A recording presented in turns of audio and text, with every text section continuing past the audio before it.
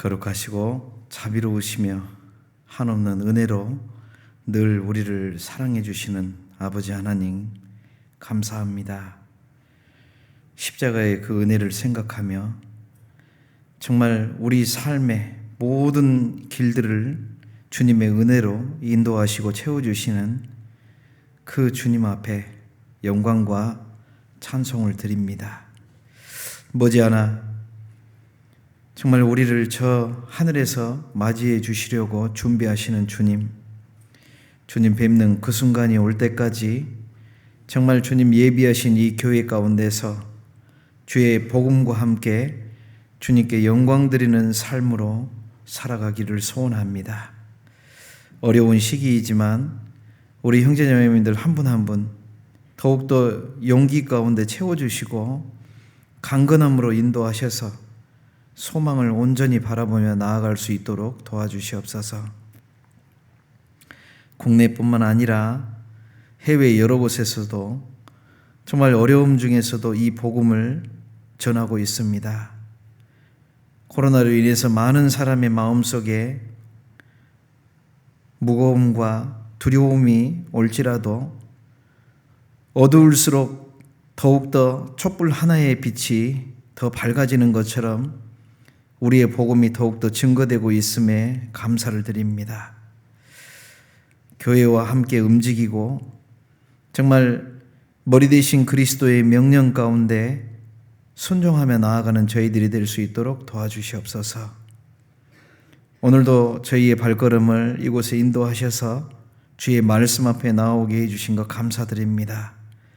전해지는 말씀을 통해서 우리의 모습을 살펴보고 하나님 앞에 합당치 못한 것 있다면 말씀으로 씻어주시고 또 부족한 것이 있다면 주님 채워주셔서 저희를 통해서 하나님의 영광이 온전히 드러날 수 있도록 도와주시옵소서.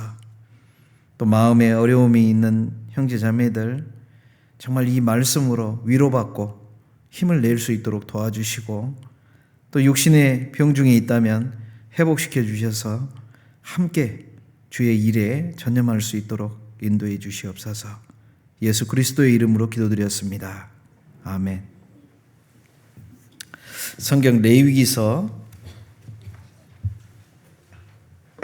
1장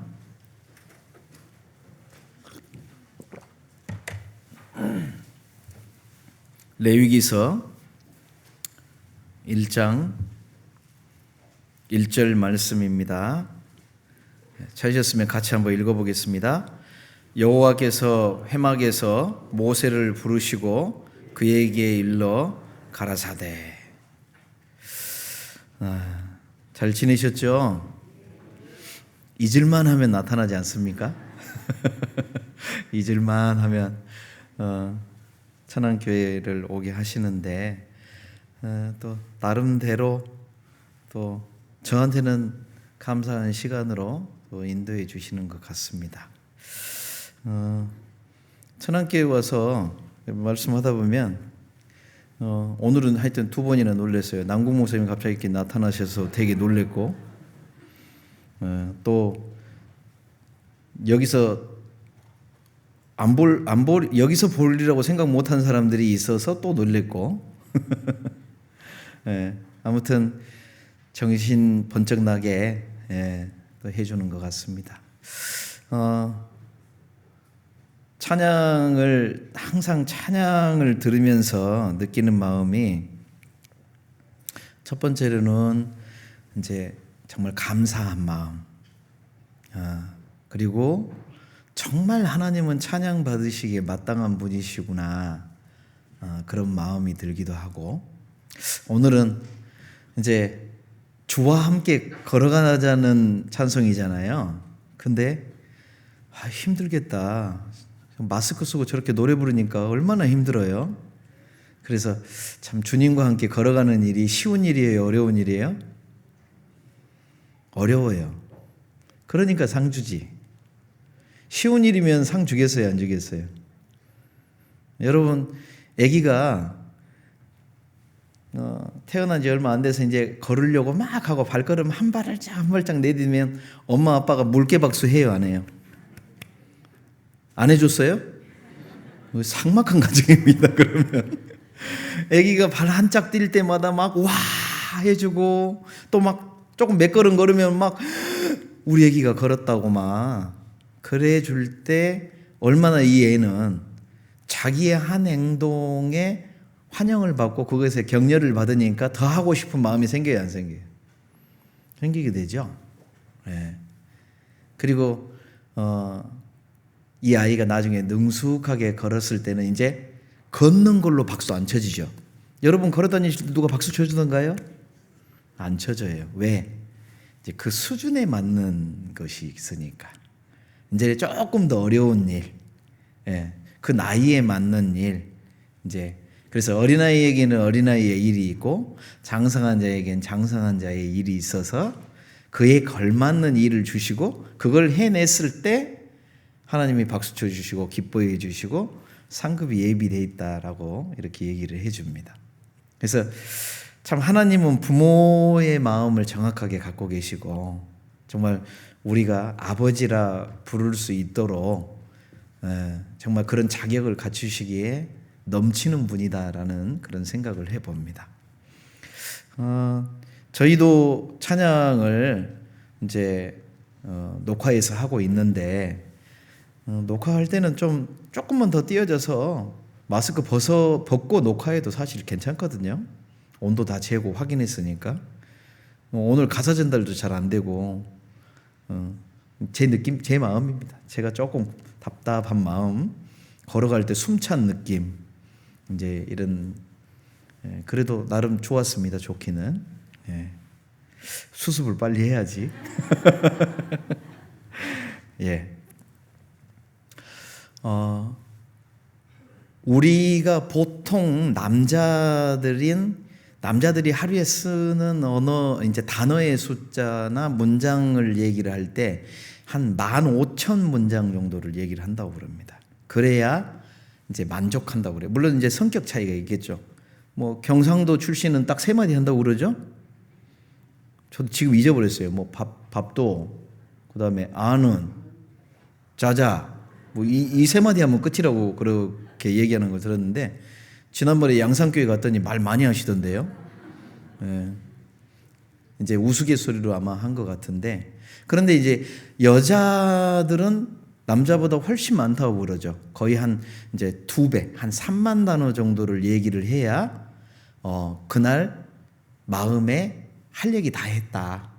이제 이런 만족감이 든다고 그럽니다. 그러니까 남자들은 직장생활 막 하고, 특히 이제 아내는 집에서 이렇게 살림하는 자매, 그 여자분들 같은 경우는 하루 종일 누구만 기다려요? 이제 남편 오기만 기다려요. 근데 남편은 이미 직장에서 하루 종일 다 사용해버렸어. 그러니까 들어와서 아내가 옆에 와서 조잘조잘 하면 들어줄까요? 귀찮을까요? 다 썼는데 자기는 이제 채울 그릇이 없어요. 자, 이런 심리를 서로 알아주면 남편을 좀 더 이해하기가 쉽겠죠. 이해가 안 되면 오래 지나면 돼요. 네. 이해를 하려고 하셔야 돼요. 대신에 형제님들은 아직 3만 단어가 안 채워졌구나. 그러면 내가 채워줘야 되는구나. 그럼 빨리 마음 비우고 채워줄 준비를 해야 돼요. 이게 안 되잖아요. 그러면은 부부싸움 합니다. 네. 당신은 왜 내가 하는 말에 관심도 없어? 네. 그리고 막 자기는 이미 채워줬고 피곤하니까 막 하면 여자가 말이 많아서 이렇게 말이 나와요. 이해를 못하니까. 네. 그래서 이 언어라는 것이 이제 사람에게 주신 굉장한 은혜라고 그랬죠. 은혜. 네. 짐승들은 짐승 수준의 언어는, 이걸 언어라고 부르긴 좀 그렇긴 하지만 나름의 언어가 있지만 굉장히 단편적인 겁니다. 그냥 자기의 감정, 화났어, 뭐 짐승도 슬퍼할 줄 알거든요. 슬퍼, 뭐 배고파, 이런 종류 아주 기본적인 것만 하지만 사람의 언어는 어때요? 굉장히 다양하고 또 여러 가지 의식주만 만족하다고 해서 만족하는 것은 짐승에 불과합니다. 그죠? 사람은 그 의식주가 만족하다고 해서 만족하지 않거든요. 그러니까 뭐 어때요? 남편이 아내를 이해 못하면 내가 돈 벌어다 줘. 뭐 다 집이 있어. 차 있어. 뭐가 불편한데? 이렇게 하면 이해 못하는 거예요. 그 사람은. 감성이라는 게 있고 사람에게는 영적인 것이 있고 이런 것이 있다는 것을 알아야 돼요. 근데 이렇게 언어라는 것을 왜 하나님이 우리에게 주셨을까? 사실은 하나님의 속성이 말씀이기 때문에 그래요. 말씀. 말씀은 모든 것이 되죠. 하나님은 말씀 그 자체이기 때문에 사실 인간의 존재를 만들어 놓고 하나님이 만약에 짐승 수준의 언어를 줘버렸다면 우리는 하나님과 교통이 이루어질까요? 안 이루어질까요? 전혀 안 이루어져요. 무슨 말씀하시는지 한마디도 못 알아듣고 이해할 수도 없고 그렇게 될 겁니다. 그래서 하나님이 인간에게 언어의 능력을 주셨다는 것은 정말 하나님의 어떤 면에서 보면 하나님과 우리를 신랑과 신부의 위치로 이 신랑이 신부의 위치를 줬다는 것은 자신과 동격의 위치를 줬다는 거거든요. 얼마나 대단한 은혜를 줬다는 것을 우리가 알 수 있어요. 그런데 넘어져 버렸죠. 근데 넘어질 때도 사실은 마귀가 뭘 사용했어요? 언어를 사용했어요. 마귀가. 이 언어라는 것을 통해서 사람으로 하여금 상상을 하게 만들고 앞의 것을 기대하게 만드는 소망이 들어오기도 하고 슬픔이 들어오기도 하고 굉장히 다양한 일을 할 수가 있는데 마귀는 하와라는 여자에게 자기가 가졌던 욕심을 집어넣어 버리죠. 언어라는 것을 통해서. 그래서 참 우리 시대에는 이 언어에 대해서 굉장히 좀 민감한 시대가 됐죠. 언어 폭력이란 말 많이 들어보셨죠. 그러나 성경은 벌써 몇천 년 전에 언어 폭력에 대해서 얘기를 해놨어요. 잠언에 혹은 칼로 찌름같이 말한다고 되어 있습니다. 그래서 언어를 어떻게 사용하느냐에 따라서 정말 가정에 평안이 올 수도 있고 분란이 올 수도 있고 말 한마디 때문에 전쟁이 일어나는 경우도 있거든요. 그래서 이 언어라는 것이 참 대단하다는 생각을 하는데 하나님께서 이 성경을 통해서 이 성경 자체가 자 여러분 이게 우리가 흔히 하는 말로 뭐 검정 것은 글씨요 하얀 것은 종이요 이러죠. 이걸 책이라고 부르는데 단순한 책의 모습을 갖췄지만 사실 이 안에 있는 이 글씨를 내가 읽고 듣고 말할 때 놀랍게도 이 말씀은 하나님이 되는 거예요. 우리들에게. 그죠? 그리고 이 말씀을 통해서 우리는 뭘 공급받아요? 생명을 공급받아요. 그리고 기대도 하게 되고 희망과 소망을 갖기도 하고 때로는 이 말씀을 통해서 평안을 느끼기도 하고 상처받았던 마음이 위로를 받기도 하고 그러니 이 말씀은 어떻게 보면 우리에게 그리스도인에게는 전부다라고 얘기할 수가 있어요. 그런데 문제는 뭐예요? 안 읽어요. 안 들어요. 지금도 이 순간에 집에 냉장고 속에 넣어둔 남은 치킨 생각하시는 분이 있을라나 몰라. 우리의 마음이라는 것은 내가 마음을 잡지 않으면 놀랍게도 다른 생각, 다른 데로 가버릴 수가 있어요. 성경을 읽는 것에 하나님께서 상을 주실까요? 안 주실까요? 주실 거예요. 왜 그런지 아세요? 이거 읽으려면 시간 들여가야 되죠. 자기 마음 들어가야 되죠. 유튜브 볼 때는 1시간 내내 봐도 딴 생각 안 나는데 성경 보면 딴 생각 나요? 안 나요? 우리 젊은 친구들. 나요. 왜 그럴까요? 이 성경 방해하거든요. 마귀가. 자꾸 우리 속에 가룟 유다에게 예수를 팔려는 생각을 집어넣어준 것처럼 우리 안에다가 자꾸 딴 생각 집어넣어주거든. 특히 기도할 때, 성경 읽을 때, 내가 모임 가고자 할 때, 내가 하나님의 일에 뭔가 내가 해야 되겠다 할 때 마귀는요, 다른 평상시보다 더 많은 유혹을 집어넣어줍니다. 유튜브 보고요, 게임하고 그럴 때는 넣어줄 필요가 없어요. 그 안에 푹 빠져 있는데 뭐. 예. 드라마에 푹 빠져 있는데 뭐. 배용준이하고 맨날 얘기하고 있는데 하나님하고 얘기 안 하고. 그러면 놔둬버려요. 그래서 이 성경을 읽고 기도하고 그 다음에 교제하고 주님의 일에 봉사하려고 하고 어디를 전도하기 위해서 막 발걸음을 옮기고 그 모든 것을 통틀어서 사역이라고 하는 거예요. 사역. 일이에요. 일. 주님의 일이에요. 그게. 그래서 하나님은 그리스도인의 발길이 머무는 것, 그 입이 열리는 것, 그가 어디에 있는지, 마음이 어디에 가 있는지 하나님 다 보시는 거예요. 1분 1초도 놓치지 않고 보시는 거예요. 그리고 그걸로 상급을 베풀어 주십니다. 할만해요, 안 해요? 네? 저는요, 사실 우리도 육체를 가지고 있기 때문에 일을 하다 보면 지쳐요, 안 지쳐요? 지칠 때가 있어요, 사실은. 예, 교회에서 자꾸 막 제가 그 서울교회에 있을 때 우리 자매님들이 도대체 한 달에 얼마나 모임을 갖느냐라고 이렇게 통계를 내본 적이 있거든요. 몇 번이나 모일 것 같아요?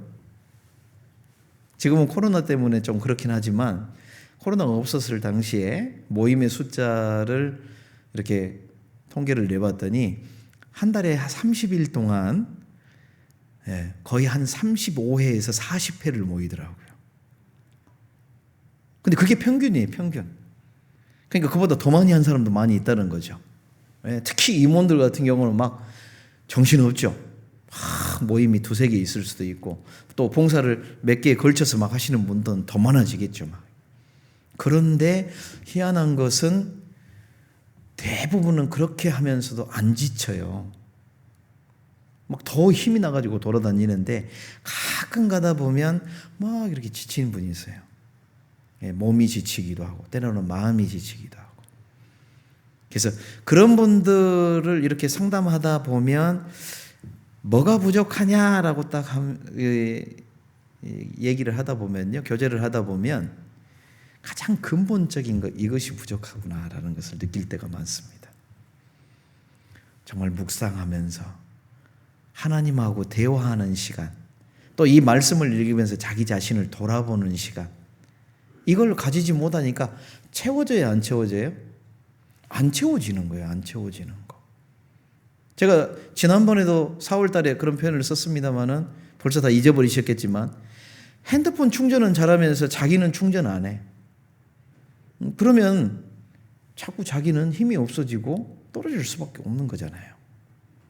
그래서 수시로 이 말씀으로 자기를 충만케 하고 또 때로는 찬양을 좀 틀어놓으면서 이 찬양 가사 속에 전해주는, 거기에도 말씀이 들어가 있으니까 그걸 통해서 감성도 충족시키고, 뭐 세상 사람들은 뽕짝으로 자기의 감성을 충족시키지만 그리스도인은 그럴 필요 없거든요.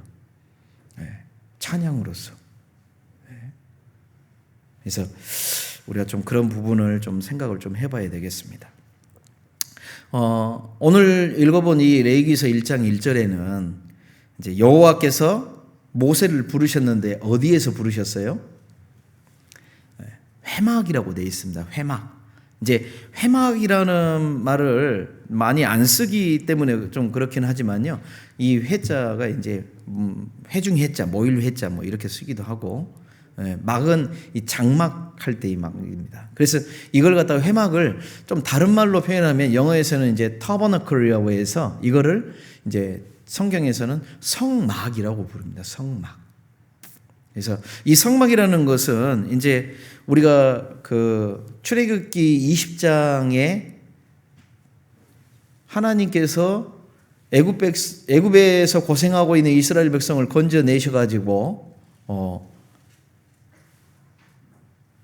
쫙 갈랐죠. 어디를 갈랐어요? 네. 이렇게 제가 얘기하면 머릿속에서 그려져야 됩니다.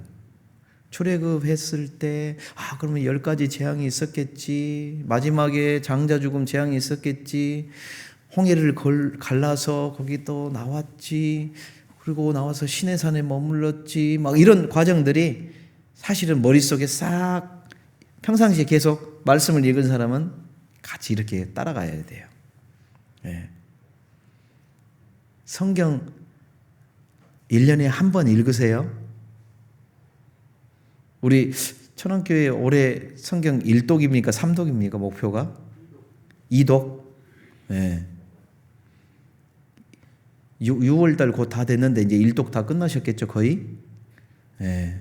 아유, 내가 어떤 자매님 보니까 벌써 하셨어.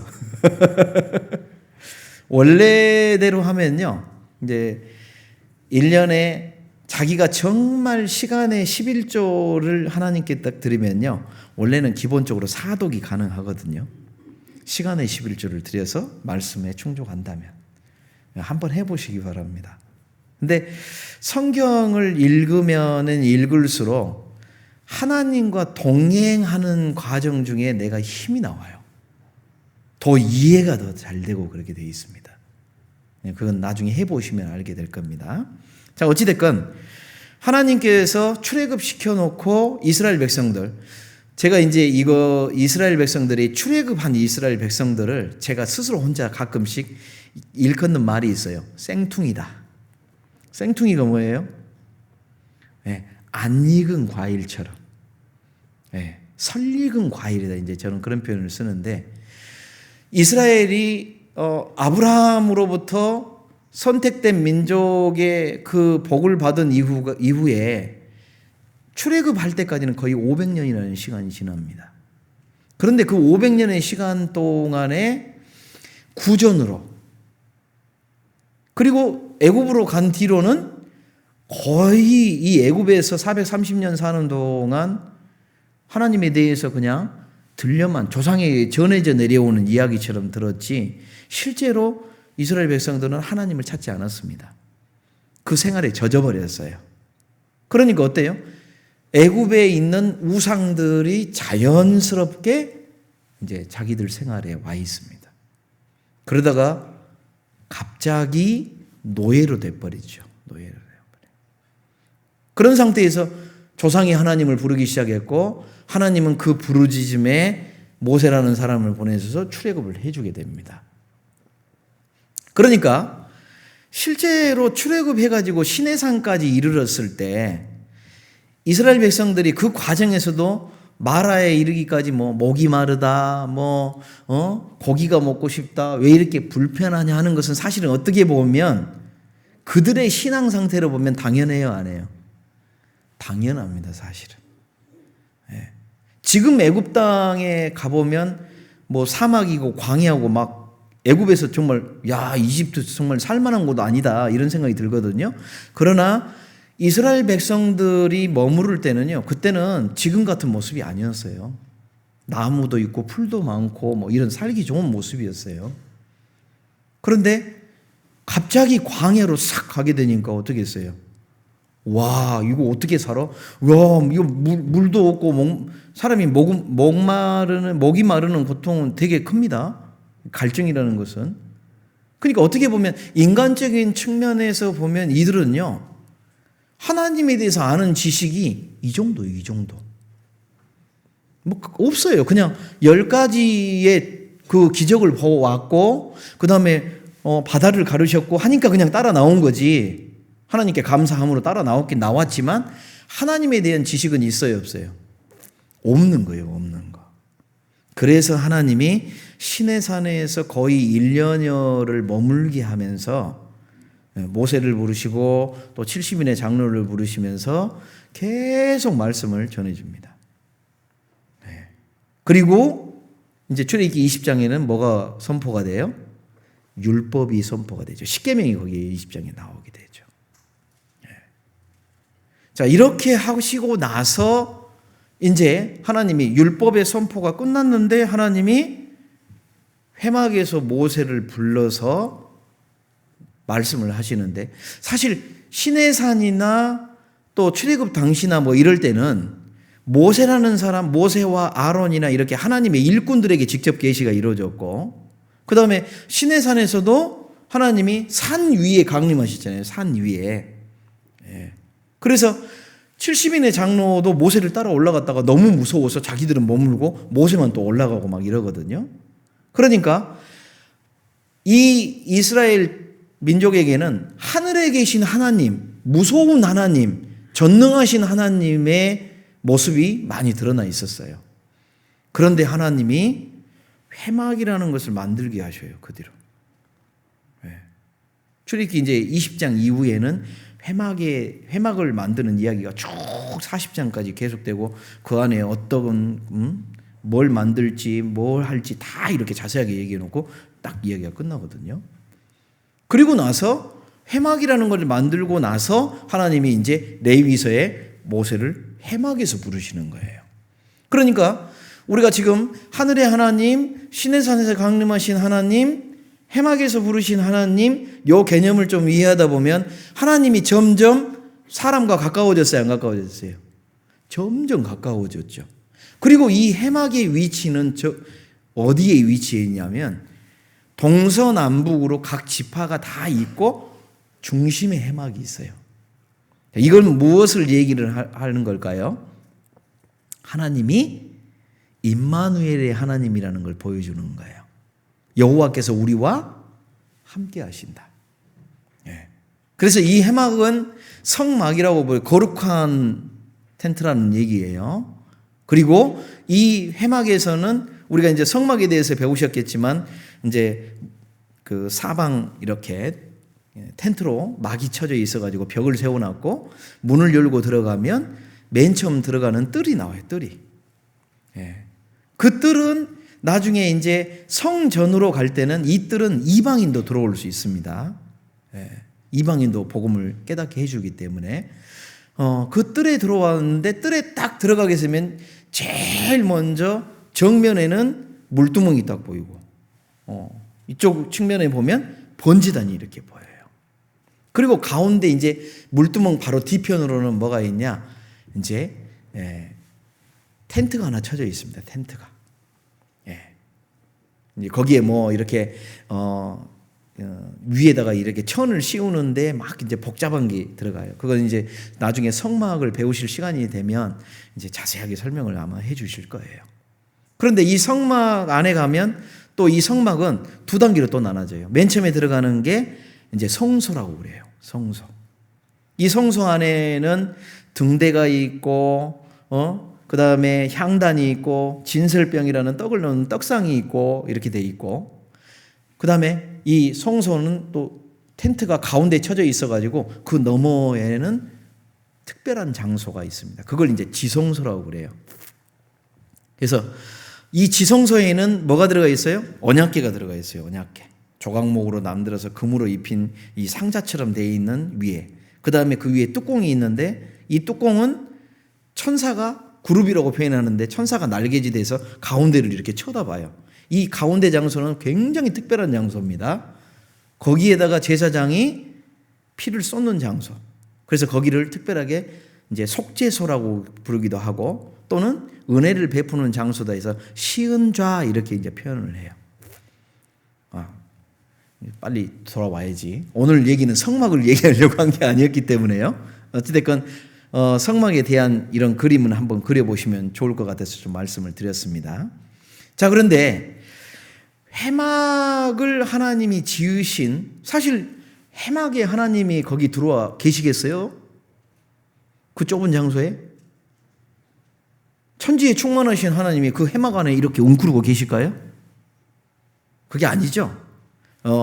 나중에 솔로몬이 성전을 지우고 나서 일천번제 드리고 막 할 때 그때 기도가 뭐였어요? 아이고 하나님, 천지에 충만한 하나님이 이 좁은 이 성전에 어떻게 들어와 계시겠습니까? 여기에다가 뭘 두라고요? 여호와의 이름을 두는 장소. 영광을 두는 장소, 이제 그렇게 표현을 합니다. 그러니까 한마디로 상징이 되는 거죠. 상징. 성전이라고 하는 것은 천지에 충만하신 하나님을 상징하게 보여주는 장소다. 그렇게 됐습니다. 그래서 구심점이 되죠. 이스라엘의, 우리가 이제 구약 성경을 읽다 보면 이스라엘의 모든 일의 중심은 어디가 돼요? 성전이 돼요. 성전. 성막이 이제 나중에 성전으로 발전할 때 이 성막이 성전이 이제 이스라엘 모든 삶의 중심이 됩니다. 그런데 신약으로 넘어오면서 성전은 무너졌죠. AD 70년경에 완전히 무너져 버렸습니다. 돌 위에 돌 하나도 남기지 않고 무너져 버렸습니다. 그리고 지금은 성전이 없어요. 근데 성전이 있다고 그러죠. 네. 성전이 뭘로 바뀌었어요? 예수님은 이거 무너뜨려봐. 3일 만에 일으켜 세우리라. 그러니까 사람들은 저 이상한 사람 아니야? 저거 미친 사람 아니야? 이렇게 표현했습니다. 그런데 예수님은 무너지고 일으켜 세우는 그것을 사실은 성전된 자기 육체를 가리켜 말함이시나 그랬어요. 그러니까 예수님 자체가 뭐예요? 성전이죠. 성전. 이해되셔요? 네, 다들 입을 가려놔가지고 반응이 없어서. 자, 이 성전된 육체 예수님의 몸을 얘기하려는데 놀랍게도 예수님의 십자가 사건으로 인해서 죽으심과 부활하심을 통해서 구원받은 사람들이 나타나기 시작합니다. 그리고 놀랍게도 구원받은 사람들이 두세 사람으로 내 이름으로 모인 곳에 나도 그들 중에 있느니라 선언하신 예수님이 이 모인 사람들을 회중을 뭐라고 불러요? 교회라고 부르기 시작하고, 교회는 지체 삼아서 그리스도의 몸이라고 표현을 합니다. 그러니까 교회가 곧 뭐예요? 네? 성전. 네. 교회가 곧 성전이 돼버린 거예요. 네. 그래서 거룩한 무리 이렇게 표현합니다. 에클레시아라는 이름 자체가 거룩한 무리. 이것이 성전이 아닙니다. 저는 장로교회 다닐 때 이 교회당이 성전이라고 배웠어요. 그래서 밖에서는 막 말도 함부로 하고 막 화도 내고 뭐 이러다가 저 문 열고 딱 들어오면 아이고 성전에 들어왔는데 하나님이 째려보실라 조심했어요. 안에서만. 또 뒤에다가는 막 빨간 천으로 막 해가지고 되게 막 이상하게 꾸며놔요. 막 여기를. 그러니까 이 안에 들어올 때는 성전에 들어왔다 이렇게 배웠는데 나중에 구원받고 나서 성경을 쭉 배워보니까 아이고 그게 아니라 구원받은 성도들 자체가 성전이라고 얘기를 하셔요. 그러니까 생각해 보세요. 성전은 깨끗해야 돼요? 더러워야 돼요? 예? 깨끗해야 되죠. 근데 깨끗해요? 관리 잘하고 계셔요? 그 책임이 누구한테 있어요? 예? 따라서 해보세요. 나한테. 따라서 해보시라니까. 손 들어보세요. 나한테. 책임 잘 지셔요. 나중에 주님이 그거 계산합니다. 회개해요. 회개. 너 관리 얼마나 잘했는지 한번 점수 좀 매겨보자. 그걸로 상급이 왔다 갔다 그러는 거예요.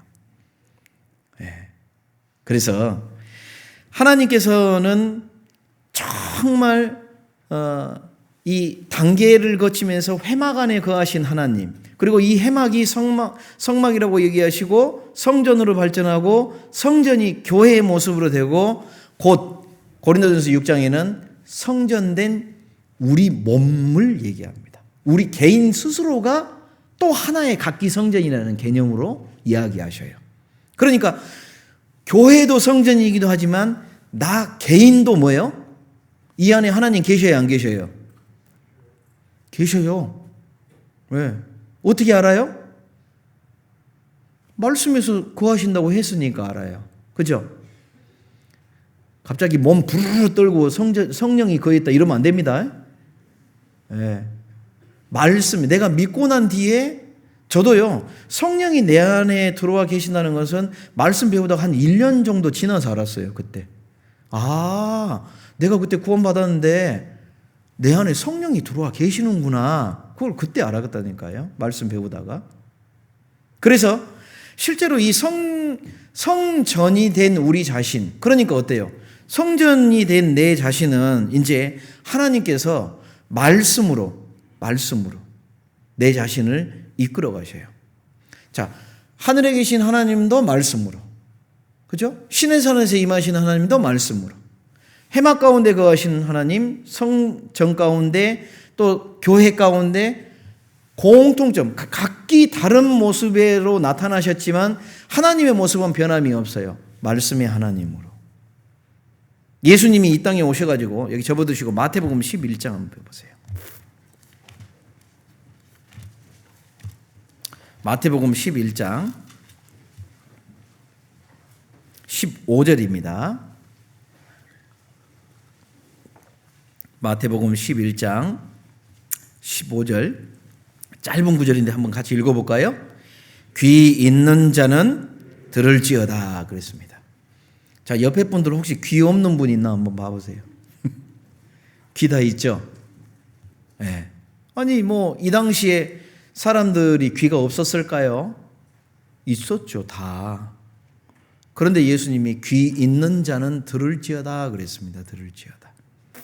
이것은 정말 귀 있는 자는 들을지어다는 분명히 외적인 귀는 갖고 있지만 사실 마음속에서 듣고자 하는 마음이 있느냐, 듣고자 하는 마음이 있는 자는 듣게 될 거다라는 것을 얘기해 주는 말씀이거든요.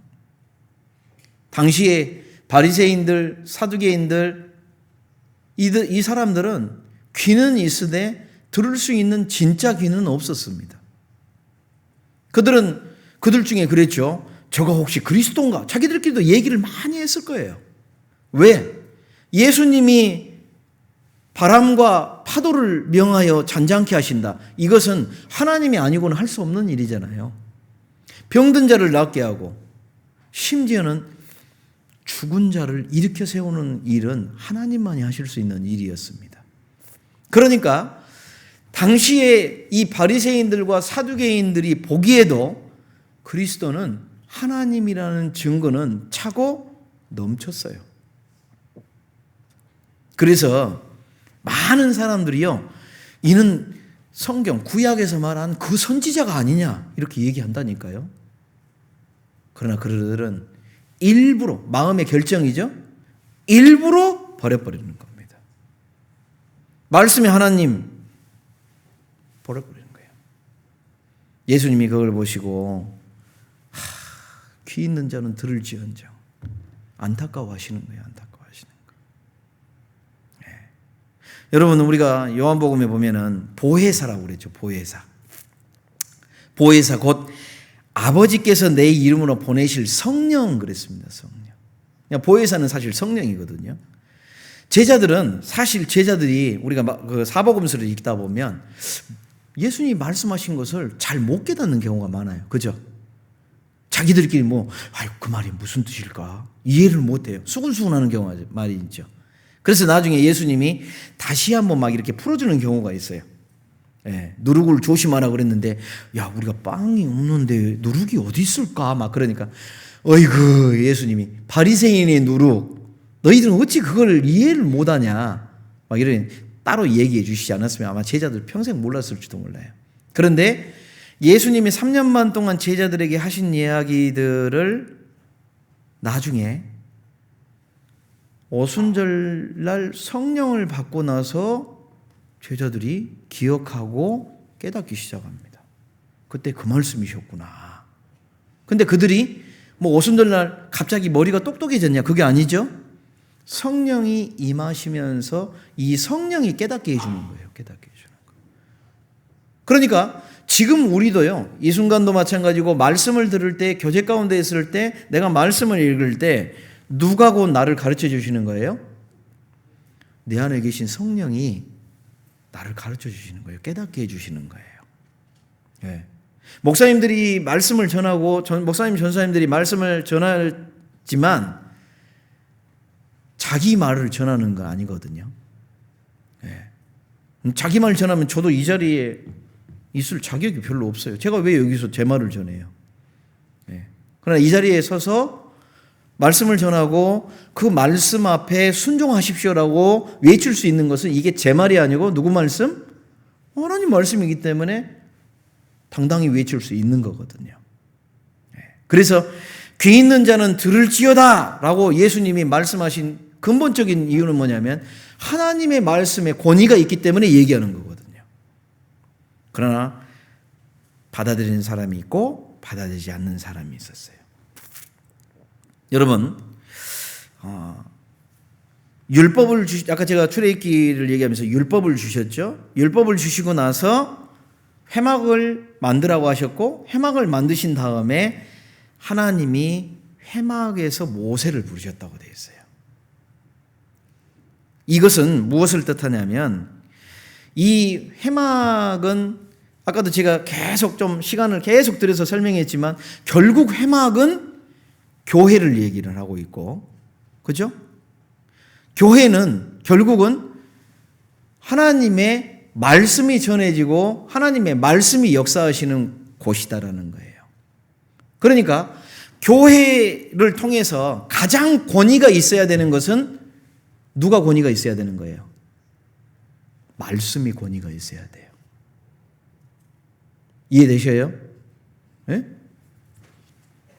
목사님이 권위가 돼 있다든지, 뭐 봉사회장님이 권위가 있다든지, 뭐 임원들이 누가 권위가 있다, 나이 먹은 뭐 어르신이 권위가 있다. 이건 말도 안 되는 소리라는 거예요. 무슨 얘기인지 아셨죠?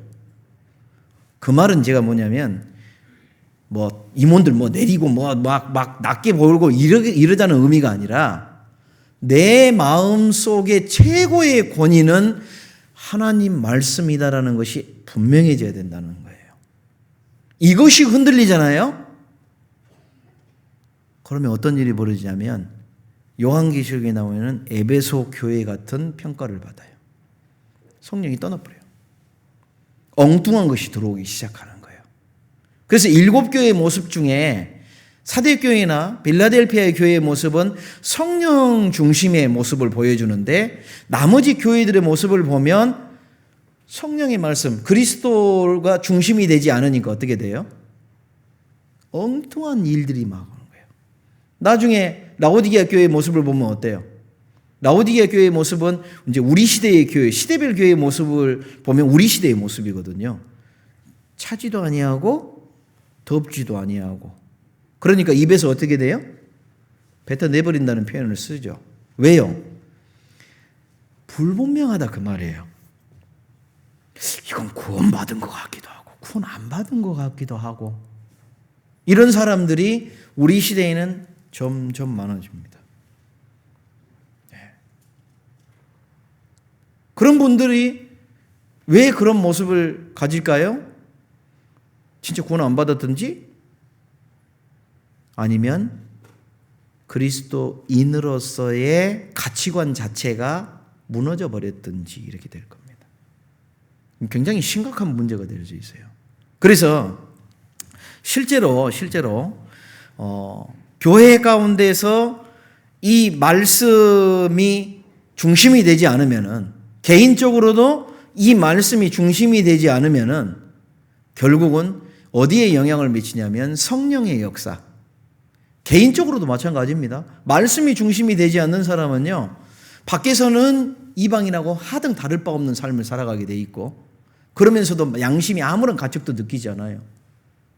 그리고 교회에 와서는 적당한 종교인의 모습. 그렇게 가집니다. 이런 사람을 가지고 예수님이 외식하는 자 이렇게 표현을 썼죠. 하이포크리트이라고 해가지고 히포크리트라고 하죠. 히포크리트. 그래서 실제로 우리 시대에 이제 우리가 중요하잖아요. 우리는 우리 자신이 중요하잖아요. 우리 시대에는 이 말씀으로 자기의 정체성을 정확하게 하지 않으면은 세상 표현이긴 합니다만은 물에 술 탄 듯 술에 물 탄 듯 정체성을 잃어버린다는 표현이죠. 성경적인 표현으로는 차지도 아니하고 덥지도 아니하고. 어떤 분이 이걸더라고요. 이 말을 그러면 나는 더워지고 싶은 마음이 없으니까 그러면 오늘부터 교회 안 나올 거예요. 나는 차질 거예요.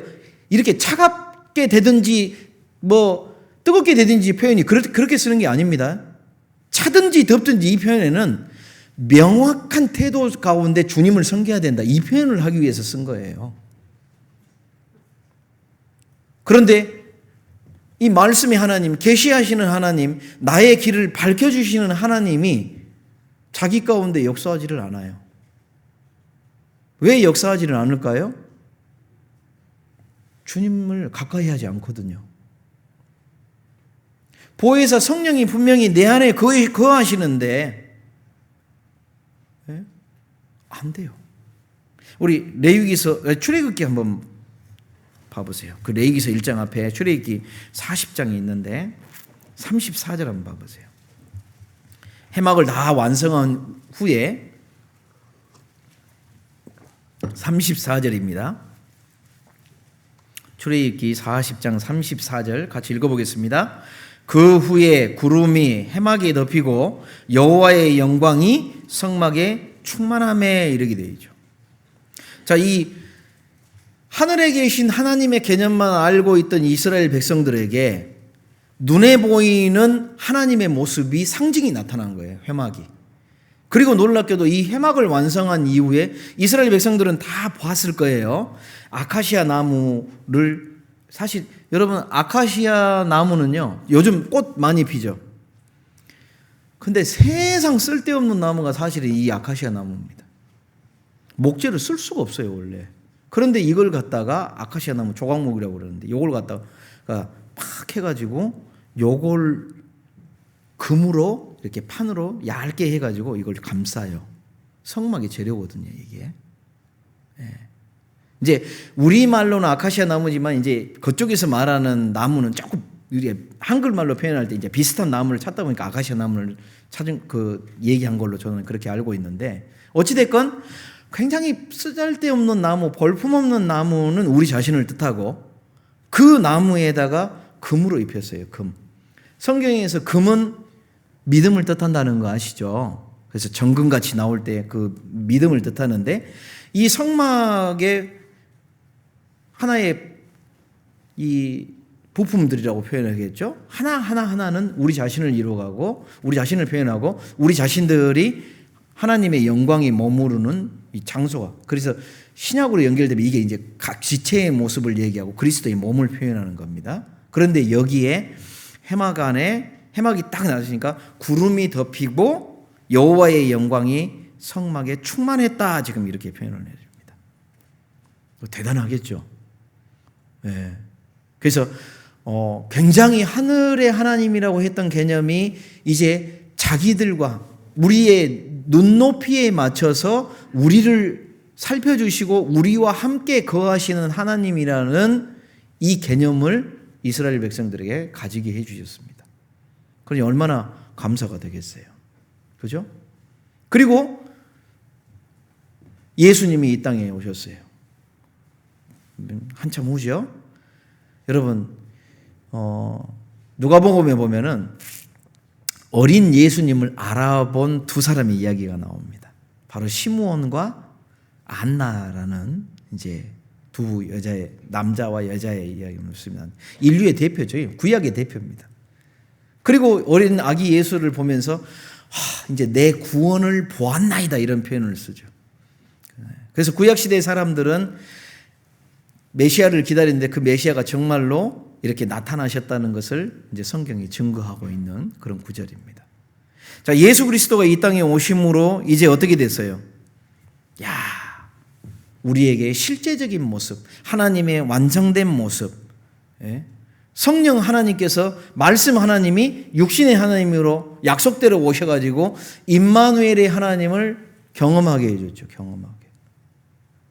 그리고 예수님이 몇 번 언급하신 대로 십자가에서 피를 다 흘리시고 죽으시고 대속사역을 완성해 놓고 3일 만에 부활하시는 것까지 보여줌으로 인해서 구원의 길이 열립니다. 그죠?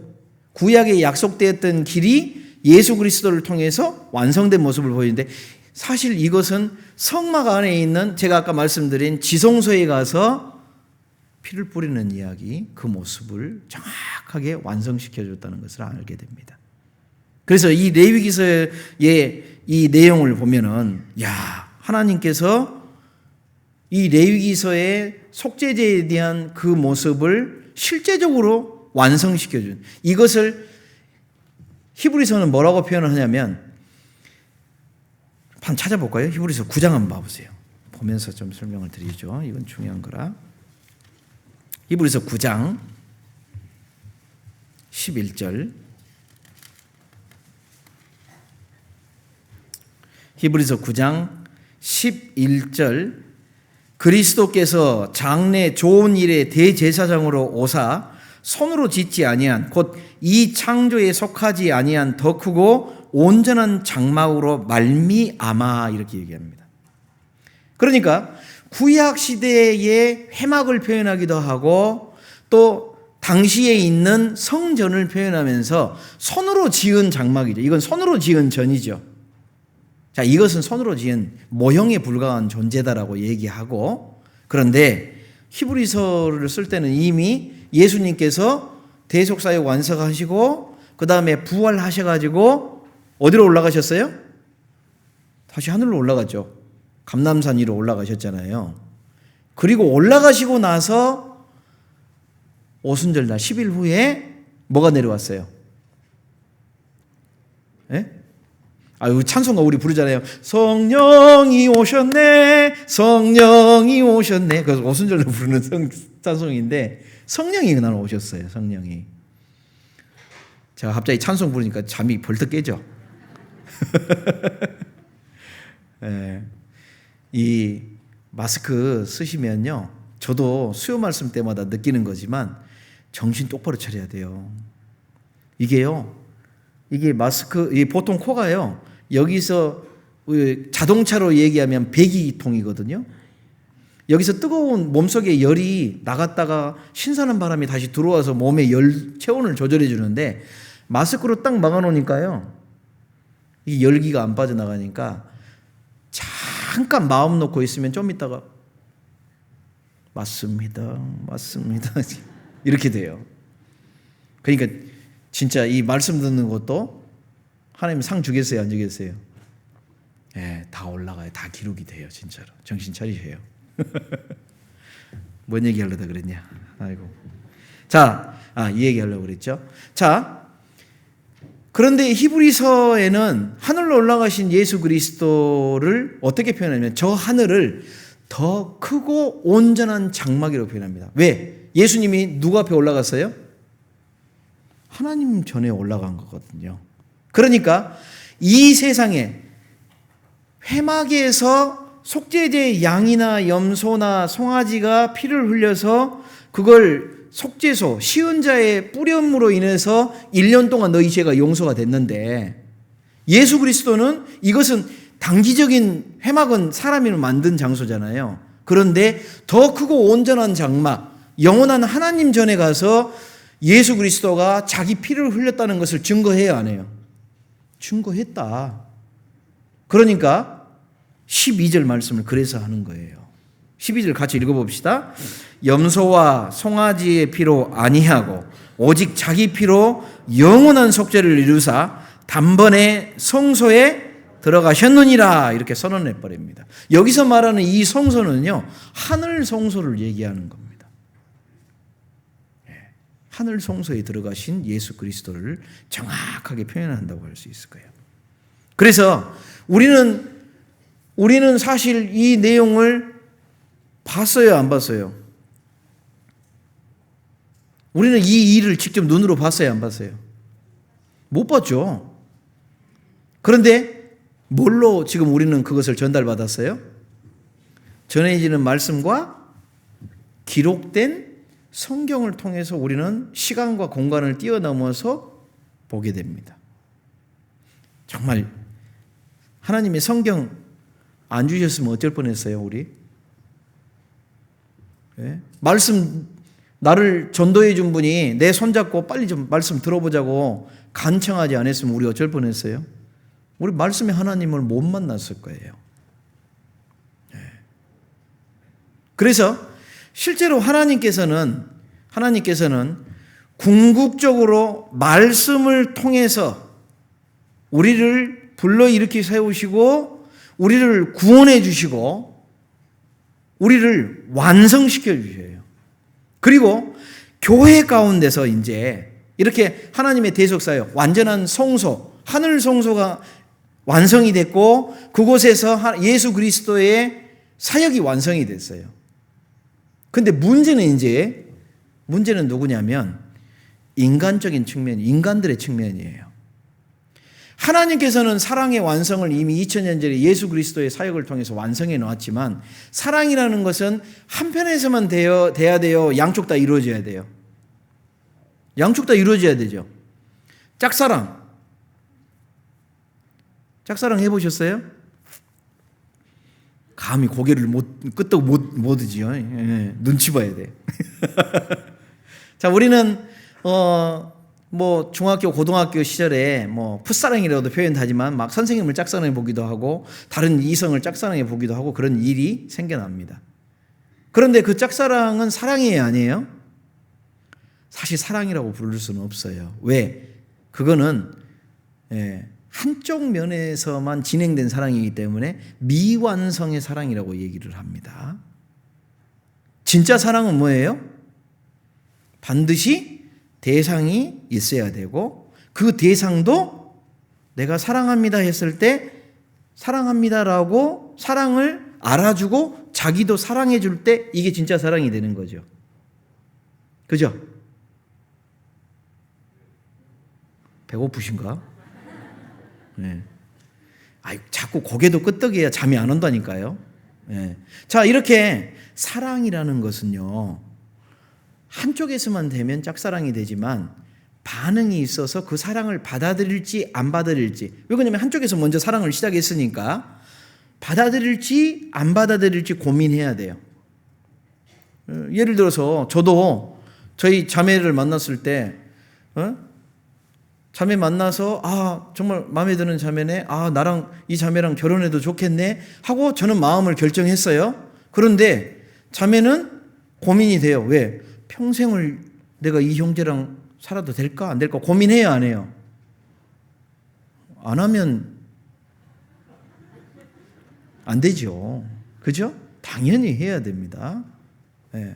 저도 지금도 저희 교회에서 이렇게 누구를 소개시켜주고 지금 진행되는 쌍도 있고 이제 저도 가급적이면 이 형제 자매들 청년들 연결을 많이 해주려고 노력을 많이 하는데 이렇게 하다 보면요 물어보는 분들이 있어요. 가끔씩 목사님 그러면 무조건 결혼해야 되나요? 그럼 제가 한마디 하죠. 내가 하나님이요? 네. 어떻게 무조건 결혼을 하냐고. 그렇게 얘기할 수 있는 건 하나님밖에 없어요. 왜? 하나님은 나도 알고 상대방도 다 아시니까 하나님은 얘기할 수 있어요. 그러나 저는 그런 존재가 아니니까. 그래서 어떻게 얘기하냐면 만나서 몇 번 한 달이나 이렇게 4-5번 만나보고 충분히 좀 얘기하는 시간 갖고 그리고 마음의 결정을 하라고. 예. 그리고 마음의 결정 딱 하면 이제 그때부터 인사드리러 가고 상견례 준비하고 결혼식 날짜 잡아가지고 교회에서 이제 선포해 버립니다. 그렇게 진행되는 거거든요. 제가 오늘 정신이 없긴 없나 보네. 뭔 얘기 하려다가 이렇게 됐지. 예. 이 사랑이라는 거, 그래서 짝사랑 얘기하려다가 지금 이렇게 나갔잖아요. 예. 그런데 이 짝사랑이 완성되려면 어찌됐건 이 A라는 사람의 입장에서는 자기는 사랑을 했어요.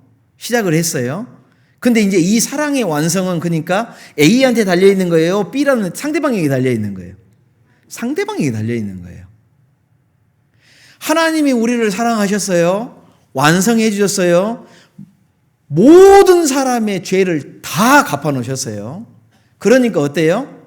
생명책에 우리 이름이 다 적혀져 있어요? 안 적혀 있어요? 적혀 있는 거예요. 저 길 가는 사람들, 지금 안 믿는 사람들의 이름도 사실은 생명책에 이름이 다 적혀져 있어요. 이 세상에 사람이 응애하고 태어나잖아요. 그러면 생명책에 이름이 다 기록이 돼 있어요. 그런데 인생의 시간 동안 사랑을 받아들이고 깨닫고 받아들이고 화답이라고 그러죠. 화답. 사랑에 화답을 하면 완성이 돼서 하나님이 그 생명책에 있는 이름을 굳게 해줘요. 다시는 흐리지 않아요. 근데 문제는 그 사랑을 거부하고 발로 밟는다는 표현을 썼죠. 예. 우리 가끔씩 특히 이제 남자들이 먼저 이렇게 얘기하는데 어떤 그 여자분들 중에 탁 하면 쳐다보지도 않고 받아들여요, 안 받아들여요? 안 받아들이는 경우가 많잖아요. 그죠? 이제 이런 경우에는 사랑이 완성이 돼요, 안 돼요? 안 돼요. 우리 인간의 측면에서. 그래서 어떤 분은요, 조금 인간적인 측면에 치중해서 표현하자면 구원은 인간에게 달려있다. 이렇게 표현도 합니다. 무슨 말인지 아시겠어요? 하나님이 이미 완성이 됐어요. 완전히 베풀어 놨어요. 그런데 인간이 받아들이냐 안 받아들이냐에 따라서 이 사람은 천국과 지옥을 그러니까 누가 결정하는 거예요? 자기가 결정하는 거예요. 그러니까 할 말이 있어요, 없어요, 나중에? 할 말 없는 거예요. 주님이 지옥 보낸다고 할 때. 이 일이 어디에서 이루어지느냐? 인생길 가운데서 이루어지는 겁니다. 그래서 생명책에 이름이 빠져버리는 경우가 언제냐면 끝내 이 사랑을 받아들이지 않고 미완성으로 만들어버릴 때 생명책에서 이름이 지워져 버리는 겁니다. 그래서 이 생명책에 이름이 지워지는 이 일이 일어나지 않도록 교회에게 무슨 명령을 맡겨놓으셨어요? 복음 전하라는 명령을 맡겨놓은 그 사람에게 사랑을 깨닫게 해주게 하려고. 그래서 우리가 말씀을 전하는 과정 중에 그 상대방에게 결국은 전하는 게 뭐예요? 얼마나 주님이 당신을 사랑하시는지 죽기까지 사랑해 주신 예수 그리스도를 전해주잖아요. 그리고 당신을 위해서 부활하신 예수님. 그죠? 예수님의 부활이 없다면 우리는 소망을 갖지 못합니다. 그죠? 예수님의 부활이 없다면 내가 영원한 천국에 간다는 것을 우리는 못 믿어요, 사실은. 그리고 예수님이 다른 거짓 선지자처럼 그런 사람일 줄 우리는 확신을 할 수가 없어요. 똑같은 사람일 거라고 생각할 수밖에 없어요. 왜? 부활이 없으면. 그래서 그리스도의 구원을 얘기할 때 항상 죽으심으로 끝나는 게 아니라 부활하심이 언급되어 있는 이유가 그겁니다. 이게 진짜 증거거든요. 그리고 이제 이 구원받은 사람을 부르셨어요. 부르시고 하나님이 두세 사람이 모인 무리를 뭐라고 부르냐면 교회라고 부릅니다. 그리고 이것을 가져다가 하나님이 에베소서에는 예정했다라는 표현을 써요. 우리가 장로교에서 이제 이 칼빈이나 루터가 이 예정론을 했는데요. 요즘 그 루터라는 사람이 굉장히 그 카톨릭에 반대해서 복음을 외쳤고 했지만 루터의 이중적인 면이 드러나는 것도 많습니다. 그가 복음을 위해서도 굉장한 영향력을 많이 끼쳤지만 또 굉장히 안 좋은 면도 많아요. 루터 때문에 지옥 간 사람 되게 많습니다. 예, 사람들 많이 죽였거든요. 예, 그래서 지금 뭐 신학적으로 연구를 할 때 보면 뭐 루터의 다른 얼굴 뭐 이렇게 표현하는 이제 그런 것도 많이 나옵니다. 근데 왜 이런 일을 하게 되냐? 사실 루터나 캘빈 이 사람들을 이제 칼빈으로 인해서 칼빈주의가 나오고 그다음에 이게 이제 예정론이란 지금 장로교회가 이 예정론을 사용하는데 사실 굉장히 잘못 생각하고 있는 거예요. 예. 그 중점이 된 게 에베소서 한번 찾아보십시오. 에베소서 3장. 에베소서 3장.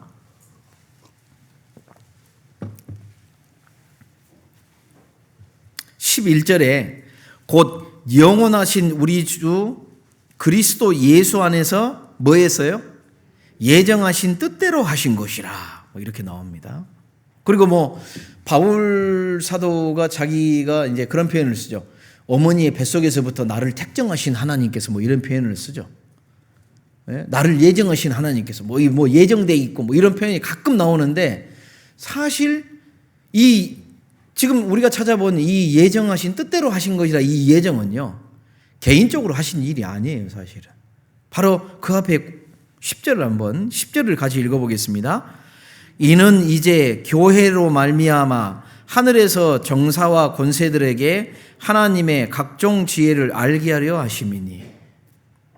하나님이 교회로 말미암아, 그러니까 이 교회를 예정하셨고 교회로 말미암아 각종 하나님의 능력과 역사가 일어나니까 하늘에서 정사와 권세를, 이 정사와 권세가 누구냐면요, 천사들을 뜻합니다. 천사들.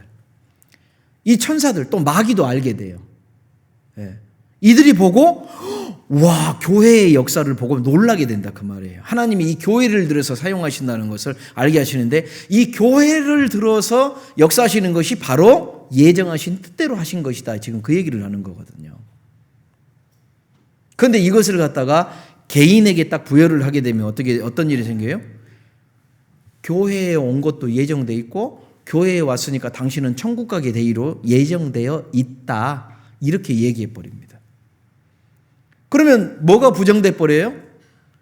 요한복음 3장에 거듭나지 아니하면 하나님 나라에 못 간다고 했던 예수님의 말씀 자체가 부정이 돼 버리는 거예요.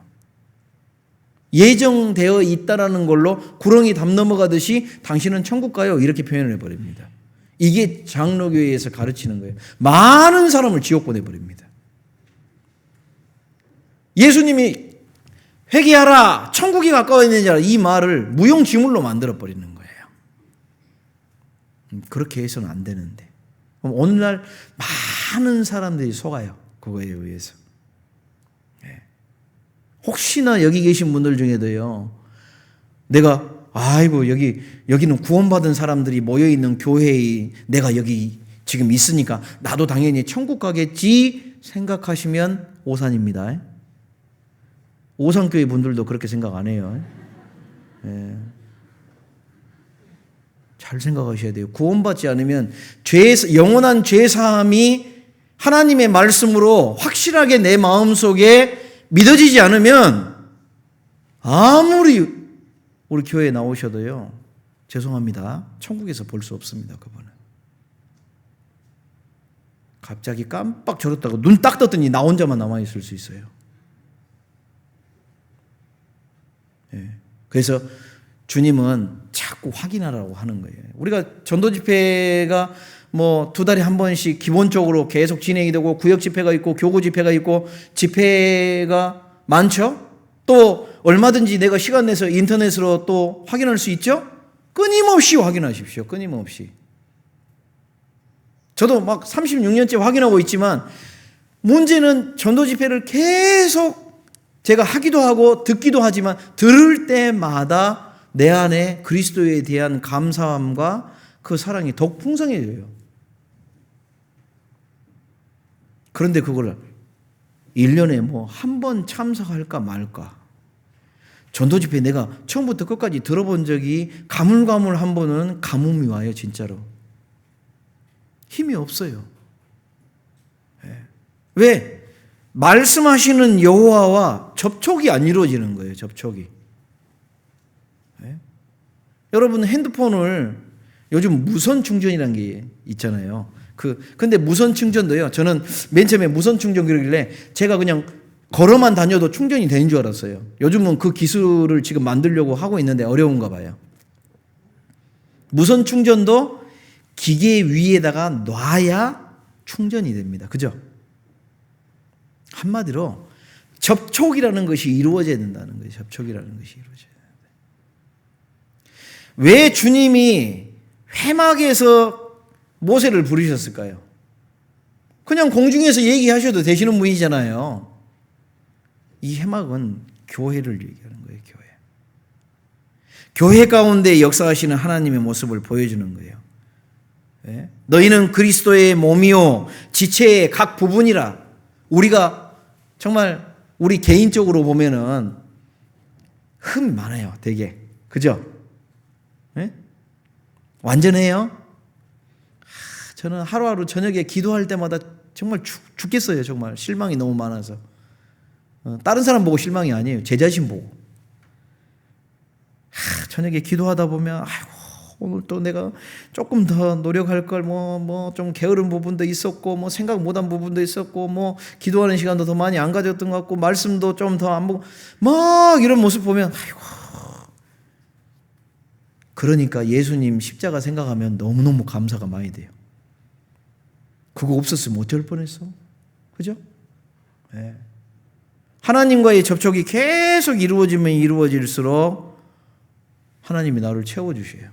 충전이 그래서 저녁 시간에 제가 조용히 제 사무실에서 저는 이제 보통 굉장히 늦게 올라가거든요, 집을. 저희 자매가 사택으로 들어오자마자 방을 빼버렸어요, 제 방을. 사무실이 있는데 뭐하러 또 위에다가 놔두냐고. 그래서 본인이 그 자리를 차지해가지고요. 예. 밤 늦게까지 자기도 책상에 앉아있긴 한데. 그래서 제가 집에 올라가려면 이제 잠자러 갈 때나 정리하고 올라가지. 그래서 밑에서 이제 늦게까지 있는데 그 시간 동안에 쭉 있다 보면 여러 가지 이제 생각하면 기도하는 시간도 같기도 하고 제 자신을 돌아보는 말씀 가운데 돌아보기도 하고 막 이런 시간을 많이 가져요. 그걸 통해서 그 저녁 시간에 마지막 기도하는 시간에 만나는 하나님은 제가 아침에 점심 중간에 뭐 이렇게 만났던 하나님보다 더 감사해요. 왜? 하루 온종일 생활하다 보면 내 흠이 다 드러나고 막 걸어다니다 우리가 마치 걸어다니면 저녁에 발냄새 나요, 안 나요? 땀 흘리니까. 그죠? 발냄새 안 나도요. 겉으로는 깨끗하게 보이는데 따뜻한 물로 막 씻으면은 때 나와요, 안 나와요? 안 씻은 분은 몰라. 안 씻은 분은 몰라. 그러나 매일 씻은 분은 신기해요. 어저께 닦았는데 오늘 또 나오네. 때는 계속 나와요. 그러니까 발은 항상 닦아야 돼요. 손발은 항상 씻어야 돼요. 왜? 특히 이 발 부분은 땅을 계속 딛고 다니니까 이 땅은 뭘 뜻해? 이 세상을 뜻하는 거예요. 세상. 우리는 성경에도 그랬잖아요. 정말 너희가 완전하냐면 지구를 떠나야 돼요. 원래는 우리가 완전해질 때는 언제예요? 저 하나님이 공중에서 나팔로 빠바밤 하면서 올라와 할 때 그때 완전해지는 거예요. 그러니까 성경에 누구처럼 된다고 돼 있어요? 그때는 우리가 예수님처럼 돼요. 예수님처럼 완전한 몸으로 변화되죠. 정말 기다려져요. 정말로. 그거 생각할 때는 막 빨리 오셨으면 좋겠어. 진짜 그 부분만 생각하면. 그러니까 역으로 생각하면 그 전까지는 내가 이 땅을 딛고 살아야 된단 말이에요. 그러니까 우리의 불완전함이 자꾸 드러나고 또 더러운 것이 묻기도 하고 그래요. 그래서 씻어야 됩니다. 근데 씻으려면 어떻게 씻어야 돼요? 육체는 눈에 보이는 물로 씻으면 되지만 내 영은 뭘로 씻어야 돼요? 말씀으로 씻어야 돼요. 그래서 회막, 즉 신약시대의 교회를 얘기하시는 하나님께서는 교회 가운데서 말씀이 전해지게 하는 거예요. 개인적으로도 말씀을 접해야 되지만 내가 개인으로 머물고 있어도요, 사실은 교회 안에 있는 거거든요. 그런데 만약에 교회와 연결이 딱 끊어지고요. 요즘 그런 분이 있죠. 코로나가 무섭다고 집에서 온라인으로만 보시는 분. 교회하고 연결이 딱 끊어져 봐요. 온라인도 나중에는 아무 감흥이 없어요. 뭔가 틀려요. 이걸 이제 영어에서는 뭐라고 얘기하냐면 He touched me 그럽니다. 하나님이 나를 터치해 주셨어. 내 안에 있는 우리가 누군가가 내가 막 마음이 힘들고 어렵고 막 그럴 때 누군가가 나를 사랑해 주는 사람이 나를 손도 잡아주고 어깨를 토닥토닥 해주면 더 위로가 돼요, 안 돼요? 더 위로가 되거든요. 특히 부부 사이에서는 그거 잘해야 됩니다. 남편 좀 안아줘야 되는데 징그러워요. 자기 남편 보고 징그럽다고 하면 안 됩니다. 가족들은요 자꾸 안아주고 특히 아이들 수시로 안아줘야 돼요. 엄마가 말로만 해보세요. 말로만 하는 사람과 말은 별로 안 해도 하루에 한 번씩 꼭 껴안아주는 사람과 완전히 다릅니다. 그만큼 이 터치라는 것을, 그래서 제가 영어를 할 때 이 터치라는 것이 굉장히 중요한 단어라고 제가 생각을 해요. 그러니까 하나님이 나를 터치해 주시려면요, 내가 교회 가운데 있어야 됩니다. 교회 가운데. 교회와 연결이 돼 있어야 돼요. 그 가운데서 하나님이 나를 터치해 주시는 거예요. 그리고 이 교회 가운데서 하나님이 나를 말씀으로 이끌어 주셔요. 어떻게 터치가 어떤 식으로 이루어지냐? 뭐 하나님이 갑자기 손이 나타나서 나를 턱 만져주면 얼마나 좋겠어요. 가끔씩 하나님이 손이 나타나서 내 머리 좀 쓰다듬어 줬으면 좋겠다, 뭐 이런 생각. 근데 그렇게 안 하시잖아요. 네, 그렇게 생각하다 손이 나타나서 뒤통수 때릴 겁니다. 그런 생각하지 말라고. 하나님 그렇게 터치하시는 게 아니에요. 요한 1서 한번 봐보세요. 요한 1서 2장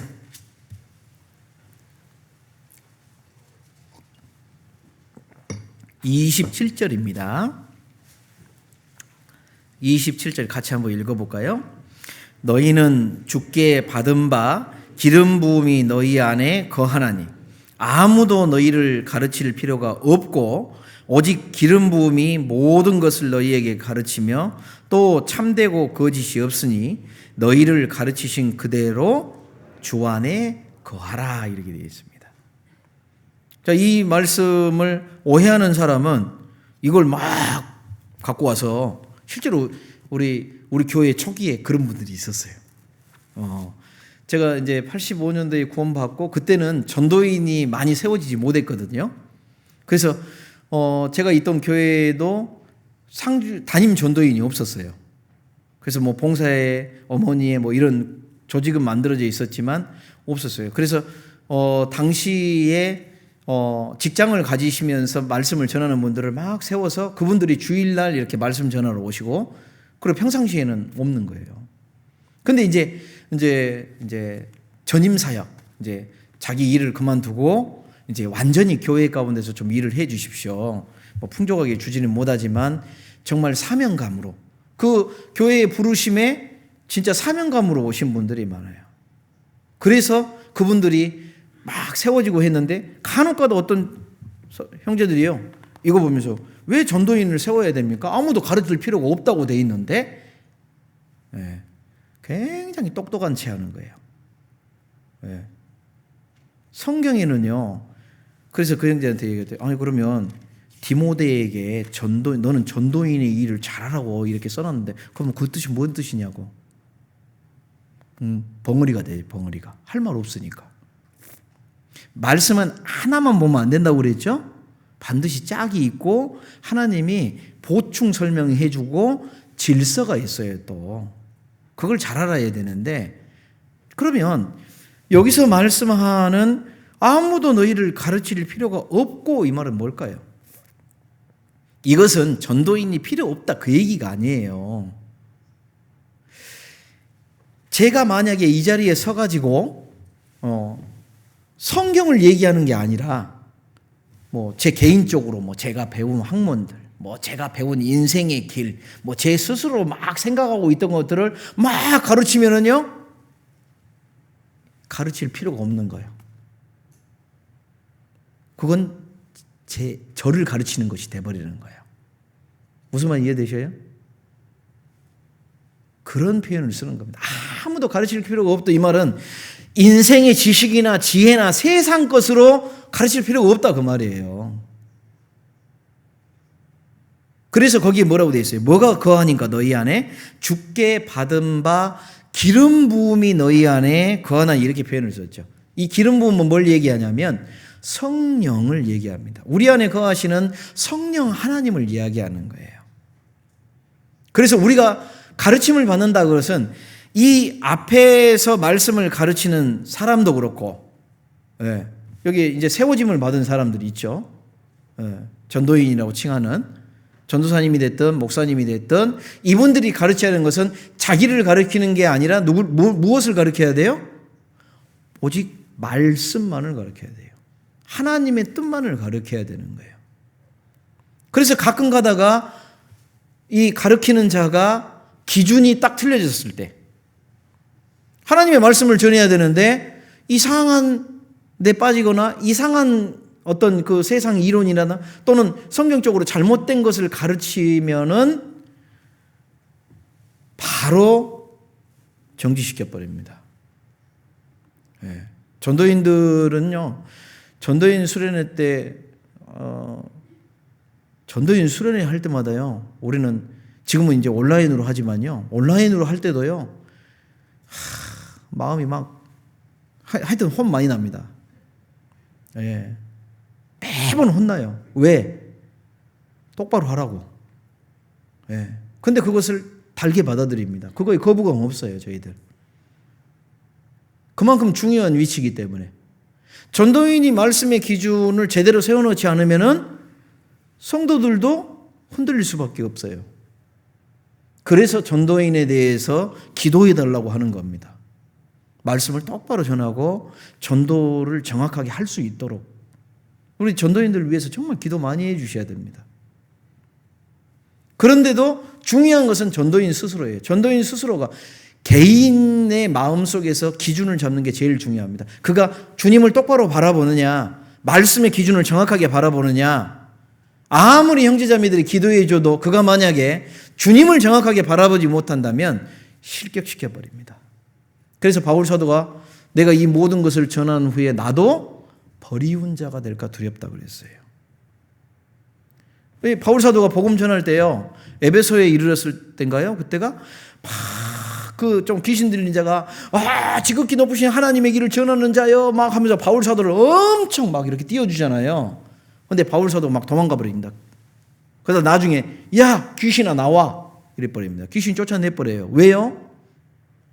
이 귀신이요, 바울 사도를 계속 축켜 세워주는 거예요. 하나님을 증거하는 게 아니라 이 귀신이 바울 사도를 지켜주는 거예요. 그래서 바울 사도가 위험성을 느끼는 거예요. 위험성을 느끼는 거예요. 자기를 자꾸 올리니까 쫓아내버린 겁니다. 자기가 드러나면 안 되거든요. 주님이 드러나야 되는데 영광은 오직 누구한테만 가야 돼요? 하나님께만 가야 돼요.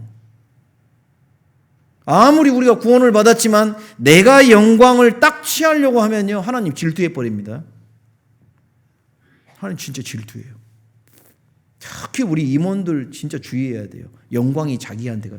우리가 정말 주님의 일을 정말 수고했어요. 그랬는데 마귀가요, 막 다른 사람을 시켜서 막 박수 쳐주고 막 칭찬해주고 막 이럴 때 정말 조심해야 됩니다. 그때 마치 내가 한 것이냐.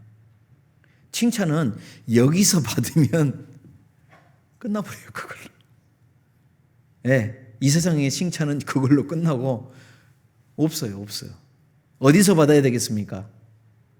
저기 가서 받아야 되는 거예요. 저기 가서. 네? 가끔가다 막 저희도 지금 이제 건축원금하고 막 뭐 하고 그러는데 건축원금을 딱 드리고 나서는 아이고 하나님께 드린 거잖아요. 그죠? 근데 그걸 갖다가 내가 이번에 좀 무리했어. 그럼 천국 가면 없다니까요. 네? 주님이 왼손이 하는 것을 오른손이 모르게 하라. 왜 그런 얘기를 했어요? 아니 왼손이 이쪽이죠. 왼손이 하는 걸 어떻게 오른손이 모르냐고요. 그 정도로 드러내지 말란 얘기예요. 그 정도로 드러내지 마라. 왜 사람의 칭찬을 그렇게 하냐. 말씀하시는 여호와를 만나라. 영원한 상급을 준비하시는 여호와를 만나야 돼요. 어디 가운데서? 교회 가운데서. 이 말씀하시는 여호와를 전도인도 바라보지 못하면 실격자가 될 거예요. 여러분 성도들은 어쩌겠어요? 실격자가 됩니다. 네. 말씀을 자꾸 봐야 되는데 자꾸 엉뚱한 것만 들어요. 특히 인터넷에서 엉뚱한 말 그거 자꾸 찾으려고 하지 마셔요. 네? 가끔 가다 그래요. 저 미국에서 그 어떤 목사 이 얘기를 한 7, 8년, 10년 전인가 미국에서요. 막 자꾸 형제자매들이 이 목사 말씀 잘하는데요. 막 하고 나한테 이렇게 누가 보여줬어요. 그래서 내가 째려봤어요. 그 사람을. 왜 째려봤을까요? 이분 구원 받았어요? 모르겠대. 근데 왜 들어요? 제가 그 사람 말씀을 이렇게 들어보니까요, 아주 그냥 부드럽게 해. 부드럽게 해줘요. 그 다음에 여자분들이 특히 좋아하게끔 감성을 톡톡톡 건드려. 그거에 속으면 안 됩니다. 그거에. 예? 나 위로해 준다고 내가 막 상처받았는데 내 마음 위로해 주고 뭐 막 해주니까 좋아가지고 싹 따라갔다가 확 잡아먹히는 거예요. 말씀에 하나님이 기준이 서 있어야 되는데 모르는 거예요. 나중에 제가 그 목사에 대해서 쭉 얘기해 줬어요. 이 목사 자살한 목사예요. 구원 받았겠어요? 얘기하는 거 들어보니까 교묘하게 해가지고 엉뚱한 걸로 얘기해. 그런데 그거에 푹 빠진 사람은 교회 떠나요. 여러분 갈라디아서에 뭘 경고하고 있어요? 율법주의를 경고하고 있잖아요. 왜? 엉뚱한 것을 만나게 해주는 거예요. 바울이 복음을 전할 때는 그렇게 안 받아들이려고 해서 겨우겨우 그렇게 바울이 고생해서 복음을 전해놨더니 다른 복음을 전하니까 너희가 넙죽넙죽 잘도 받아들인다. 그러면 안 된다는 거예요. 마귀는 그만큼 교묘하게 우리에게 다가옵니다. 제가 얼마 전에도요, 인터넷에 어떤 형제님이 저한테 목사님 이거 11조 그 제목도요, 이 낚시한다고 그러죠. 낚시해 보셨어요? 낚시할 때 낚시바늘에다 뭘 끼워요? 미끼를 낍니다. 낚시 바늘만 집어넣으면 물어요, 안 물어요? 죄송합니다. 그렇게 모은 물고기는 이런 물고기예요. 절대 안 봅니다. 정신이 온전한 물고기는. 그런데 이 낚시 바늘을 이렇게요, 떡밥이라고 그러는데 이렇게 좀 해가지고 미끼를 끼워서 아무튼 안 보이게 해요, 바늘을. 그러다가 그 미끼에 혹해가지고 쑥 먹으면 탁 걸려버립니다. 빠져나오고 싶으면 못 빠져나와요. 그때는 싹 감아 올리면 몸부림을 치지만 끌려 나와요. 죽음이에요, 죽음. 요즘 마귀가 그렇게 해요. 예. 제목 딱 보니까 뭐 11조를 꼭 드려야 하나요? 뭐 이런 걸로. 그러면 많은 사람이 가요. 그래서 막 들어봐요. 그러면 교묘하게, 예, 제가 들어봤어요. 그 형제가 한 얘기니까 쭉 들어봤는데 보니까 나중에 이 목사가 어딘가 하고 막 찾아봤더니 안식교 목사예요. 자기가 안식교라는 것도 감춰놨어요. 다 감춰놓고 그 이슈되는 일만 착해요. 마음을 그러니까 어때요? 사람의 마음이 물질에 많이 가 있잖아요. 11조의 의미도 모르고 11조를 왜 드려야 하는지 말씀적으로 서 있지 않는 사람은 그거에 흔들려야 안 흔들려요? 흔들리게 돼 있어요. 100% 흔들리게 돼 있어요. 요즘 마귀가 그렇게 교묘하게 우리 시대에 그렇게 나타나요. 그래서 이 말씀을 전하는 자도 마찬가지고 말씀을 듣는 자도, 여러분 우리 교회에서도 마찬가지입니다. 전도인이 이 자리에 서서 제가 오늘 전하는 말씀도 그렇고 어떤 전도인이 이 자리에서 말씀을 전하더라도요, 여러분 그 말씀을 무조건적으로 받아들이면 돼요, 안 돼요? 안 됩니다. 그럼 어떻게 받아들여야 돼요? 말씀을 보면서 받아들여야 돼요. 이 말씀이 그러한가? 데살로니가에 있는 사람은, 베레아 사람은 데살로니가에 있는 사람보다 더 신사적이어서 이 말씀을 받아들일 때 이 말씀이 정말로 그러한가 하고 받아들이니까 어때요? 그 중에 믿는 자가 많다는 표현을 해주셨죠? 자, 우리가 말씀을 할 때 평상시에 말씀을 충분히 읽고 교회 가운데서 교통이 이루어지고 공급이 이루어진 사람은 말씀을 전해지는 말씀 앞에 아멘이 될 수 있어요. 그죠? 하나님 말씀이 정확하게 전해지면. 그런데요, 내가 평상시에 말씀은요, 엉뚱한 얘기해도요 몰라요, 그 얘기가. 그러면 안 되는 거예요. 네? 그래서 이 전도인의 입장에서는 메신저, 즉 하나님의 말씀을 전달하는 것을 고민해야 됩니다. 내가 정말 잘 전달하고 있나? 내가 정말 저도 여러분에게 말씀을 전할 때 이렇게 원고를 다 써가지고 확인하고 몇 번 태고를 해요. 이 말씀이 합당할까? 살펴보고 조금 아닌 것 같다 싶고 다시 한번 확인하다 보면 제가 생각했던 말씀 뜻하고 조금 다른 경우도 있어요. 집어넣은 것 중에. 그러면 빨리 빼요. 그걸 통해서 저는 더욱더 그 말씀을 더 배워요. 이거 준비할 때 굉장히 많이 배우거든요.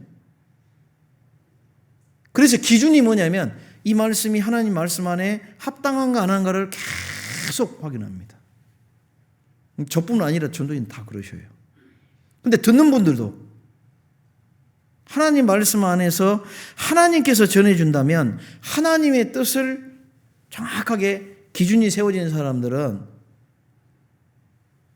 말씀이 하나님의 뜻이라면 그 말씀대로 이제 책임이 부과되는 거예요. 그 말씀대로 행해야 된다는 거예요. 행해야 된다. 이것은 잠깐 하고 말 것이 아니라는 거예요.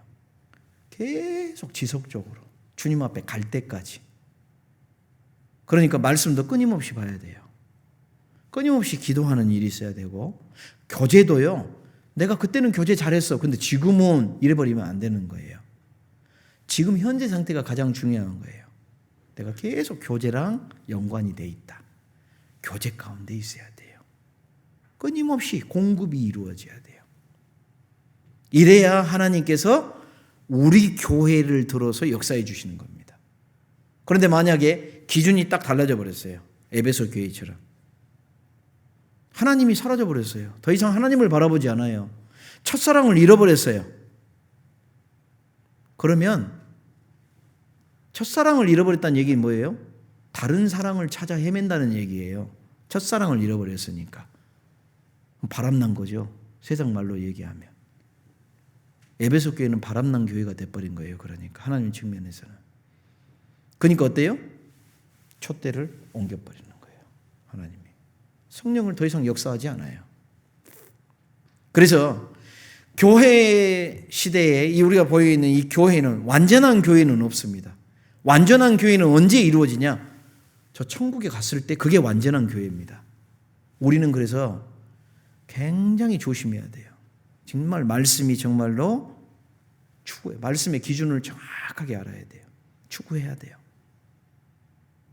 전도인은 더 큰 책임이 있고 임원들은 그다음 책임이 있고 개인적으로도 책임이 있고 교회도 책임이 있는 겁니다. 그래서 교회는 끊임없이 하나님의 말씀대로 우리가 따라가고 있나? 우리가 이거에 순종하고 있나? 개인이 됐건 가정이 됐건 교회가 됐건 이 자세 주님 앞에 갈 때까지 있어야 됩니다. 그래서 다시 본문 레위기서 1장 1절에 보시면은요. 여호와께서 회막에서 모세를 부르시고 그에게 일러 가라사대 이르게 되어 있습니다. 교회를 통해서 하나님의 역사가 이루어지고 말씀이 전해지고 하는 것을 우리가 잘 기억하고 평상시에 말씀을 읽으실 때도요. 궁금한 것이 생겨요, 안 생겨요? 그런데 막상 목사님이 궁금한 거 있으면 물어보세요 그러면 생각나요, 안 나요? 까마귀가 다 물어가 버려. 그러니까 어떻게 되냐면요. 여 옆에다가 항상 우리 교회 수첩이 있죠. 교회 수첩. 우리 교회에서 수첩을 이렇게 그거 안 해도 되는데 자꾸 하는 이유가 뭐냐면 그 수첩을 자꾸 활용하라는 얘기예요. 막 성경 읽으실 때 수첩을 항상 옆에다 딱 펼쳐놔요. 그리고 이거 좀 이상한데 그러면 옆에다 적어놔요. 몇 장 몇 절. 그럼 나중에 교제할 때 목사님이나 전도사님 또 찾아가서 개인적으로 가도 되고 또 모임할 때도 물어봐요. 그러면 교제가 더 풍성해지겠어요? 안 풍성해지겠어요? 풍성해져. 그죠? 목사님들은, 전사님들은 더 긴장해요? 안 해요? 대답 못할까봐 또 네. 말씀 더 많이 찾아보고 더 기도하고 네, 그러는 거예요. 그걸 해 주셔야 돼요. 그래서 저도 완성된 신앙이 아니고 우리 모두 다 완성된 신앙이 아니기 때문에 우리는 계속 지금도 이거 이제 영어로 ing 진행형이라고 그래요. 진행형. 주님 앞에 갈 때까지 계속. 그래서 회막에서 모세를 부르신 것처럼 하나님의 역사는 우리 시대는 교회를 통해서 하나님이 역사하신다는 것을 우리가 잘 기억하고 개인적으로 이 코로나 시대 때는 떨어지게 만들어요. 개인적으로. 이러면 나중에는 말라버릴 수 있습니다. 말라요. 더 이상 하나님의 역사가 없다는 거예요. 그 사람을 통해서는. 그래서 반드시 교회 가운데 우리가 그 구역을 만들어 놓고 조를 만들어 놓고 회별 모임을 만들어 놓고 하는 일이 뭐냐면 이게요. 정말 이 안에서 교통, 하나님과의 교통, 성도들 간의 교통이 이루어지면서 주님의 사랑을 주고받고 하면서 채워지기 위해서 하는 모든 모습들입니다. 그런 모습에 잘 따라가셨으면 좋겠어요. 기도하겠습니다. 자비로우신 아버지 하나님 감사합니다. 회막 가운데 정말 우리의 눈높이를 맞춰주시고 우리를 가장 잘 아시며 가장 잘 이해하시며 가장 사랑해 주시는 그 하나님이 이제 말씀을 통해서 우리와 교통해 주심에 감사드립니다. 주님 예비하신 이 교회 가운데서 정말 끊임없이 모이고 서로 나누며 주님의 은혜와 주님의 영광이 풍성해지기를 간절히 소원합니다. 우리 형제자매님들 한 분 한 분 또 그리고 각 가정마다 하나님 더욱더 능력으로 채워주시고 이 마지막 시대 주님의 영광을 나타내기에 조금도 부족함이 없도록 이영육간의 주님께서 더욱더 축복해 주시기를 간구드립니다. 하루빨리 이 코로나 사태가 진정이 되고 정말 해외나 또 국내나 정말 이 복음의 불길이 더욱더 타오를 수 있도록 주님 도와주시옵소서. 언제나 우리 사랑하시는 예수 그리스도의 이름으로 기도드렸습니다. 아멘.